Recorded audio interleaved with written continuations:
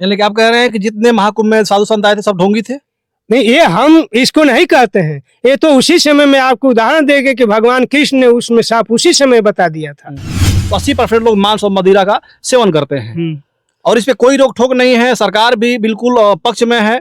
सरकार दुकानें खुलवा करके वहाँ पे पुलिस लगवा करके मांस और मछली बेचवाती है, मदिरा बेचवाती है। इस पे कोई रोक टोक नहीं है। कोई आदमी जब 12-11 बजे रात को घर में आता है और दरवाजा खटखटाता है, उसकी सगी चाची अगर दरवाजा खोलने के लिए आ जाती है तो उसका बाँह पकड़ लेता है।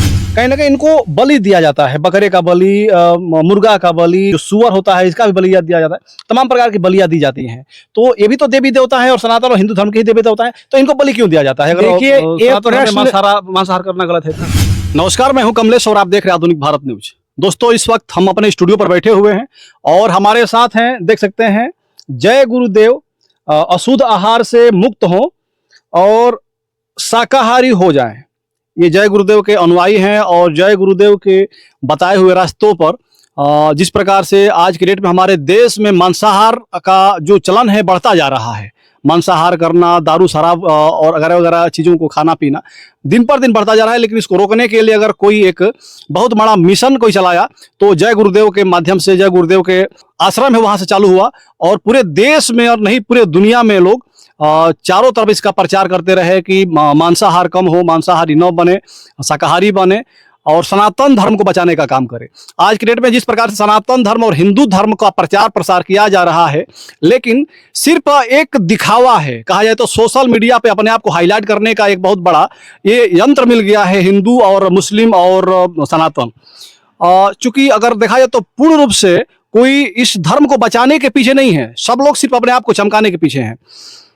जैसे अभी कोई मामला हुआ तो उसमें हिंदू धर्म को बांट करके और लोगों को लड़ा करके अपना रोटी सेकना, और इसी चीज पे वार्ता करने के लिए, सनातन पे वार्ता करने के लिए, हिंदू धर्म पे वार्ता करने के लिए, मुस्लिम धर्म पे वार्ता करने के लिए हम अपने साथ बैठाए हैं जय गुरुदेव के एक सदस्य हैं। इनसे हम जानेंगे इनका पूरा परिचय और आपसे पूरी चर्चा आपके बीच में रखेंगे कि सनातन क्या है, सनातन को किस हिसाब से रहना चाहिए, आज का जो सनातनी जो लोग बन रहे हैं, जो हिंदू बन रहे हैं, कितना सत्य है इसमें और कितना सटीक है। स्वागत है आपका हमारे जय गुरुदेव। स्वागत है आपका आपकी स्टूडियो में। मैं बार बार आपको धन्यवाद देता हूं हमको समय देने के लिए। मैं जय गुरुदेव धर्म प्रचारक संस्था मथुरा से जुड़ा हुआ हूं और जय गुरुदेव संगत बलिया का संगठन मंत्री के पद पर भी हूं और मेरा नाम सत्यनारायण यादव है। जहां तक आपका कहना है सनातन धर्म पर, सनातन धर्म में जो है, सनातन में कोई जाति धर्म मजहब नहीं आता है, सब सनातन है। और सनातन धर्म का मूल उद्देश्य है कि लोग शाकाहारी रहें, मांस मछली अंडा शराब का सेवन न करें और किसी भी जीव जंतु की हत्या न करें। अच्छी असली सनातन का उद्देश्य यही है। ठीक है, उससे पहले हम ये जानेंगे कि हम शुरू से जानना चाहेंगे सनातन क्या है और सनातन कब से है, ये हम आपसे जानना चाहेंगे। जब से मानव जीवन इस धरती पर पैदा हुआ तब से सनातन धर्म ही है। अच्छा, सनातन ही है जी। बाद में ये जो अपने अपने जो धर्म पैगंबर पैदा हुए और उन्होंने मानव जाति को समझाने बुझाने का कार्य किया और वो किया है, वो सब में, सारे जातियों में, सारे मजहबों में, सारे पैगंबरों ने एक ही शिक्षा दिया है। सबने इस पर किसी धर्म मजहब में मांसाहार, शराब और गलत खान पान का सबने खंडन किया है। आज का समाज जो बदला हुआ है, ये अपने अपने स्वार्थ में अपना अपना धर्म जो बना हुआ है, ये अलग अलग बना हुआ है। अच्छा, सनातन और हिंदू, आजकल सनातनी भी और है और लोग हिंदू भी बन रहे हैं। सनातन को छोड़ करके कुछ लोग बहुत हिंदू बनने पर बहुत ज्यादा फोकस कर रहे हैं कि हम हिंदू हैं, सनातनी नहीं, हम हिंदू हैं। तो सनातनी और हिंदू में कितना अंतर है, क्या अंतर है? हिंदू और सनातनी, सनातनी में सभी मानव जातियां हैं और हिंदू भी उसी का एक वो है, इसमें बांटा नहीं जा सकता है। हम तो अपने अपने स्वार्थ में इसको अलग अलग खंडित किए हुए हैं। अच्छा सनातनी और अच्छा हिंदू वही है जो किसी जीव जंतु ये की हत्या न करे, मांस शराब का इसका सेवन न करे। क्योंकि देखिए हमारे पैगंबर जो हमारे भगवान राम हैं या भगवान कृष्ण हैं, कहीं उन्होंने मांस नहीं खाया है, कभी शराब नहीं पिया है। और जो भी आज की परिदृश्य में शराब का जो प्रचलन चला है, शराब में 1000 बुराइयां होती हैं। आज हमारा हिंदू जो हिंदू कहनाने के लिए है, लगभग एक आंकड़ा के मुताबिक 80% हिंदू मांस खाता है, शराब पीता है, तरह तरह के नशा व्यसन करता है। जो जितनी बुराइयां जो हमारे देश में फैली हुई हैं, ये सब नशा और शराब मांस के होते हैं। जैसे खाएंगे अन्न वैसे होगा मन। जैसे आप कह रहे हैं कि हमारे हिंदू धर्म में, सनातन धर्म में, जिस प्रकार राम जी और श्री कृष्ण जी कभी मांस मछली नहीं खाया करते थे और दारू वगैरह नहीं पिया करते थे, लेकिन हिंदू धर्म के ही कुछ देवता हैं, जैसे इंद्र भगवान हैं, उनको बताया जाता है कि मदिरापान भी किया करते थे और कुछ महिलाओं के साथ, कुछ अप्सराओं के साथ नाचा भी करते थे, डांस किया करते थे। नहीं, ऐसा कुछ नहीं है। हाँ, ये सब गलत है, ये सब पाखंड है। देखिए, ये जितने भी जो कहा जा रहा है, ये सब अपने अपने मन के मतान पर है। अच्छा। ऐसा कुछ नहीं है। वो लोग इस तरह की बातें करना गलत है समाज में। आज समाज में जिस तरीके से व्यभिचार बढ़ा हुआ है, ये सब गलत खान पान के वजह से हुआ है। अच्छा। आप देखिए, जिस समय त्रेता के लास्ट में जब धर्म का लोप होने लगा, भगवान राम जो पैदा हुए, उस समय मांसाहार का बोलबाला केवल मात्र 10-20% था। वो भी लंका के राजा रावण, प्रधान विद्वान, जो सारे वेदों का ज्ञाता, और उतना विद्वान क्यों उसको सफाया किया गया? केवल यही कारण था कि वो मांस और शराब वहां चलता था और समाज उससे दूषित होता था। इसीलिए उस भगवान राम को यहाँ अवतरित होना पड़ा। और आज देख रहे हैं कि आज भगवान राम को मानने वाले, भगवान कृष्ण को मानने वाले सारे लोग तमाम शराब पी रहे हैं। तो आज देखिए कि जो भी करप्शन बुराई बढ़ रही है, माताएं बहनें सुरक्षित नहीं है। शराब पी करके कोई आदमी जब 12-11 बजे रात को घर में आता है और दरवाजा खटखटाता है, उसकी सगी चाची अगर दरवाजा खोलने के लिए आ जाती है तो उसका बाँह पकड़ लेता है। शराब के नशे में कभी भी उसको पता नहीं है कि हम क्या कर रहे हैं। शराब के नशे में कोई आदमी अगर रास्ता नहीं चल पाता तो देश दुनिया का विकास वो क्या कर सकता? सारी बुराइयों की जड़ शराब और मांसाहार है। अच्छा, मांसाहार से अगर एक चीज और बात करें, जैसे हमारे हिंदू धर्म में और सनातन धर्म में देखा जाता है कि जैसे काली माता है, दुर्गा माता है, कहीं ना कहीं इनको बलि दिया जाता है। बकरे का बलि, मुर्गा का बलि, खसी का बलि, और ये जो सुअर होता है इसका भी बलिया दिया जाता है। तमाम प्रकार की बलियां दी जाती हैं।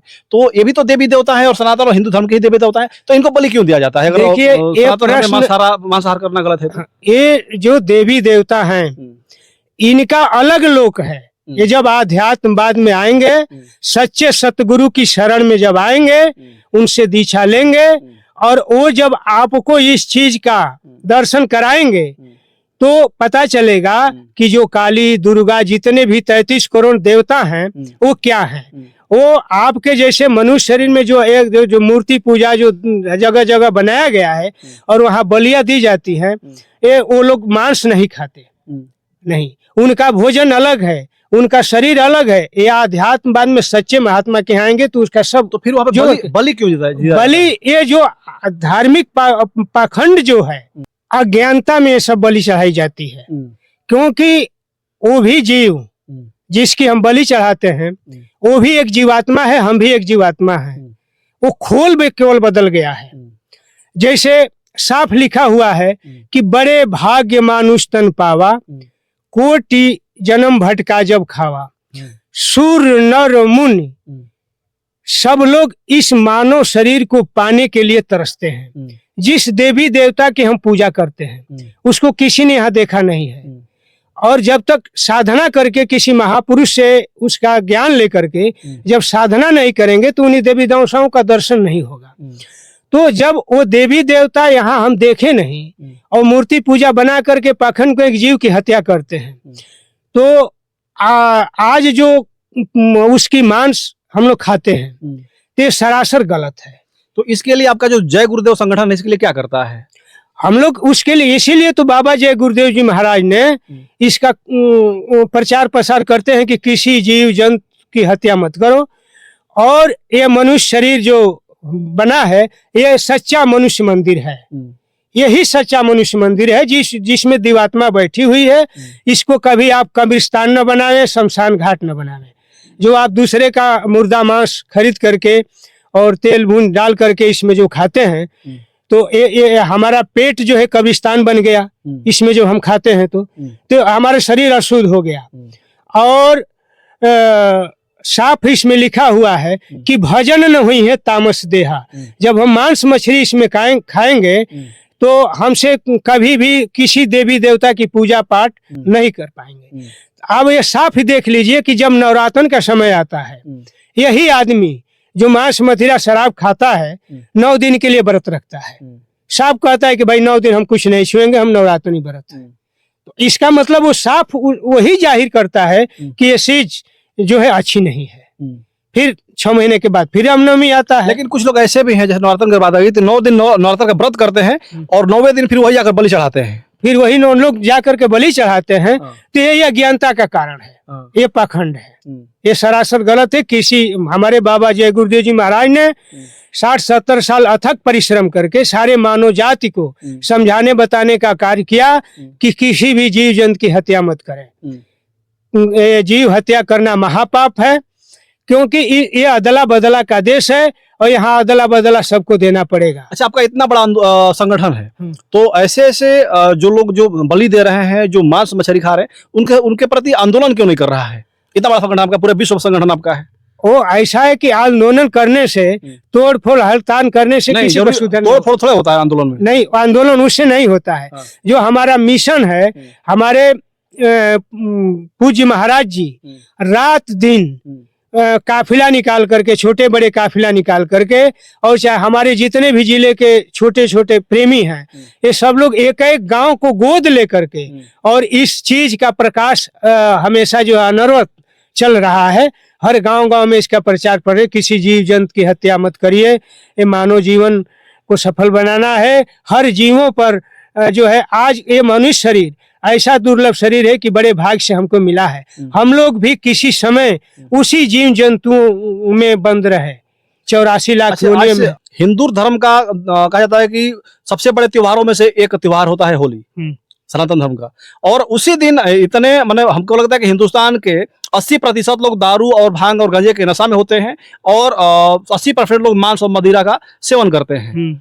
और इस पे कोई रोक टोक नहीं है। सरकार भी बिल्कुल पक्ष में है। सरकार दुकानें खुलवा करके, वहां पे पुलिस लगवा करके मांस और मछली बेचवाती है, मदिरा बेचवाती है। इस पे कोई रोक टोक नहीं है। इस पर हमको सरकार से ही उम्मीद है, और उनसे मेरी हाथ जोड़ करके प्रार्थना है कि सरकार इस पर पाबंदी लगावे, हो सके तो। अगर, क्योंकि इससे जितने भी जीव जंतु मारे जाते हैं, उनकी हत्याएं होती हैं, और जो भी शराब और मांस पी करके जो होली का त्योहार मनाते हैं, इससे जो है करप्शन और बुराई तमाम बढ़ती जाती हैं। आप देख रहे हैं कि जितने भी हत्या बलात्कार होता है, उसमें शराब का कहीं न कहीं रोल होता है। और इससे हम यही कहेंगे कि शराब और दुकानों का प्रचलन अगर इसी तरह चलता रहा तो हम कभी सनातन कहलाने के हकदार नहीं होंगे, न सनातन धर्म यहाँ स्थापित होगा, और हमारा देश कभी विश्व गुरु नहीं बन सकता। क्योंकि जब हमारा देश विश्व गुरु था, उस समय इस तरीके का हमारे देश में शराब और मांस नहीं बिकता था। हमारा देश ऋषि मुनि सती सावित्री का देश है। यहाँ से मैं सरकार से यही आग्रह और प्रार्थना करूंगा कि हमारे देश से शराब और मांस, होली और जो भी हमारे पर्व त्योहार आते हैं, इस पर जो है इसको तो पाबंदी लगानी चाहिए।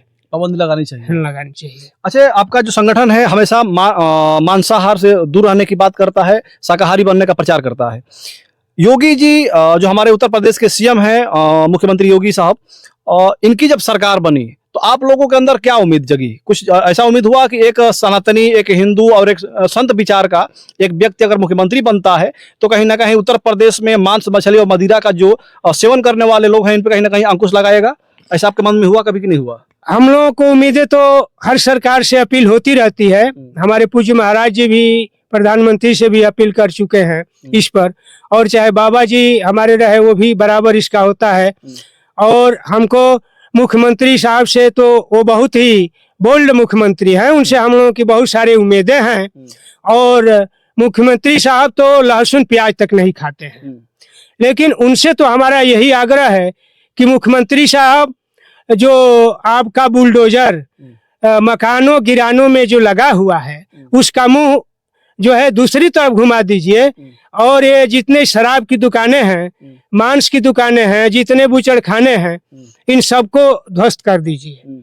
और इसका ऐसा नियम कानून बना दीजिए कि हमारे उत्तर प्रदेश में जो चार माननीय स्थान है, भगवान पुरुषोत्तम राम का जन्म स्थान अयोध्या, और भगवान शंकर की नगरी काशी, और ऋषि मुनियों की धरती प्रयागराज, और भगवान कृष्ण का जन्म अयोध्या, अगर पूरे प्रदेश में अगर ये आप लागू नहीं कर पाते हैं तो कम से कम इन भगवान राम को बचा लीजिए, उनकी नगरी को बचा लीजिए, और भोलेनाथ शंकर की नगरी को बचा लीजिए, और कृष्ण की नगरी को बचाइए, और ऋषि मुनियों की धरती प्रयागराज को बचाइए।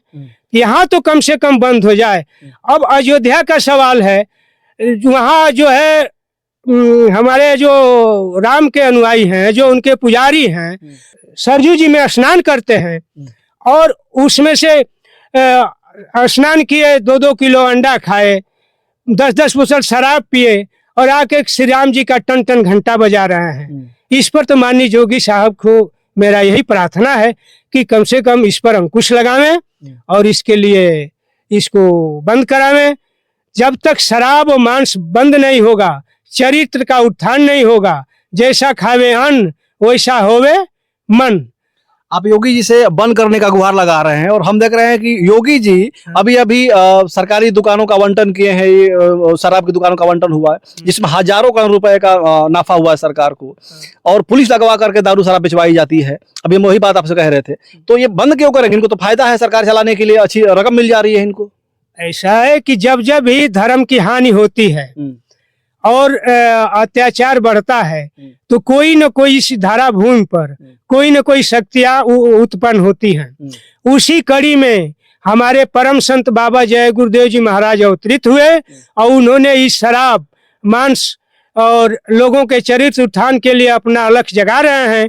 और उनके बाद हमारे उत्तराधिकारी पूज्य पंकज जी महाराज दिन रात एक करके, और बाबा जय गुरुदेव के जितने भी उनके फॉलोअर हैं वो सब लोग, हम लोग देखिए बाबा जी ने जैकेट पहना दिया है, और दिन रात जैकेट पहन करके अपना खून पसीने की कमाई लगा करके, लाखों करोड़ लगा करके, और इतने दिनों से 60-70 वर्षों से जो है लगातार इसके लिए प्रयास में लगे हैं। आज नहीं तो कल सबको मांसाहार से दूर बंद होगा।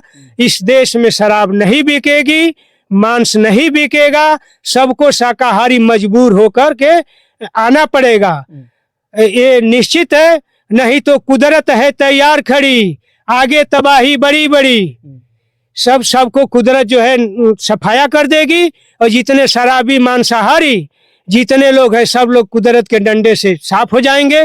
जिस तरह से भगवान राम ने लंका का ध्वस्त कर दिया, सारे 1 लाख पुत 1.25 लाख नाची, कोई दिया बारने वाला नहीं बचा।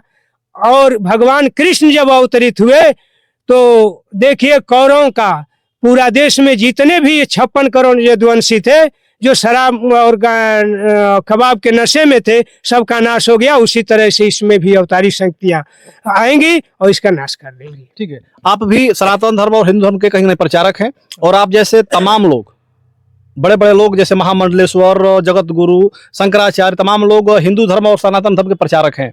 लेकिन अभी प्रयागराज में देखा गया महाकुंभ अभी समाप्त हुआ है। महाकुंभ में मौतें हुई, उस भगदड़ में बताया जाता है कि हिंदू धर्म और सनातन धर्म में अगर किसी की मौत हो जाती है तो मौत होने के कुछ दिन बाद तक उस घर में किसी प्रकार का जश्न नहीं होता है, और कोई भी शुभ कार्य अगर होना भी रहता है, अगर डेट पड़ भी गया होता है तो डेट को टाल दिया जाता है, कुछ दिन बाद करने की ठान ली जाती है। लेकिन उस प्रयागराज महाकुंभ में इस बार जिस प्रकार की भगदड़ हुई, आधिकारिक रूप से 30-40 लोगों की मौत हुई, लेकिन ऐसे अगर तमाम मीडिया चैनलों की अगर बात हम देखें तो सैकड़ों लोगों की वहां मौत हुई। लेकिन उसके बाद भी लगातार वहां पे प्रयागराज संगम तट पे जश्न मनता रहा। तमाम साधु संत बड़े बड़े जो हम सभी को ज्ञान बांटते हैं, पूरे हिंदुस्तान को ज्ञान देने की बात काम करते हैं, वही लोग वहां पे जश्न मना रहे हैं, बड़े बड़े भोग लगा करके बड़ी बड़ी लग्जरी गाड़ियों से घूम रहे हैं, खा रहे पी रहे। और हमारे देश के जो बड़े बड़े नेता हैं, प्रधानमंत्री, गृह मंत्री और तमाम सीएम वगैरह वगैरह, सभी लोग आकर के वहां पे गंगा स्नान कर रहे हैं और जश्न मना रहे हैं। इस पे क्या कहेंगे? कितना ये अंधकार है या एक ढोंग है हम सभी को गुमराह करने का, जो बड़े बड़े महामंडलेश्वर और शंकराचार्य बनकर बैठे हुए हैं, लेकिन खुदे जश्न मना रहे हैं ऐसी स्थितियों में, और हम सभी को ज्ञान दे रहे हैं कि आप लोग इस प्रकार से चलिए सनातन को बचाने के लिए। क्या कहेंगे इस पे?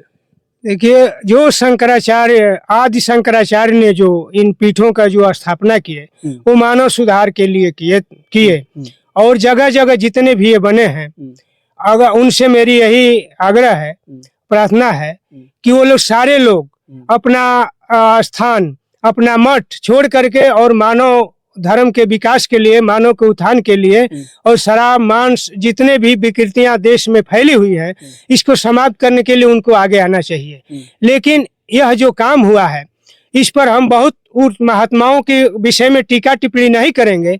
इसका सच्चा उदाहरण आपको बता दूं कि महाभारत काल के बाद जब महाभारत खत्म हो गया और पांडवों को राज्याभिषेक हो गया, तो उन लोगों ने भगवान कृष्ण के पास गए और उनसे कहा कि महाराज जोगेश्वर, हम लोगों को मानुष मारने की बहुत बड़ी हत्या लग गई है, इसके लिए उपाय कोई बताइए। उन्होंने उस समय ही बता दिया था कि यज्ञ कराओ, और यज्ञ में जितने भी साधु महात्मा हैं सबको बुला करके और उनको भोजन कराओ, और जब ऊपर से घंटा बज जाएगा तो समझ लेना कि हमारी यज्ञ सफल है। तो पूरे विश्व के जितने भी महात्मा थे, साधु संत थे, सबको बुलाया गया यज्ञ में और उनको भोजन कराया गया, लेकिन घंटा नहीं बजा। तब उन लोगों ने फिर जोगेश्वर महाराज से पूछा कि भगवान कृष्ण अब क्या होगा? तो उन्होंने कहा कि चले जाइए, काशी में एक सुपत जी महाराज हैं, उनसे जब खिलाएंगे और जब वो खुश होंगे तब ये घंटा बजेगा।